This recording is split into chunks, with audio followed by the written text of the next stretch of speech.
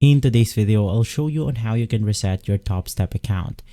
Now, the first thing that you want to do is to head over to your Topstep account by heading over to the app.topsteptrader.com/dashboard.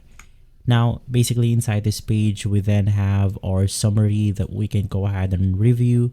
We have to select the account right here to make sure that we have the right account that we are going to reset. You can just click on this option to see whether you have the right account selected. And beside that, you have the launch Topstep option. And then we also have the reset account option.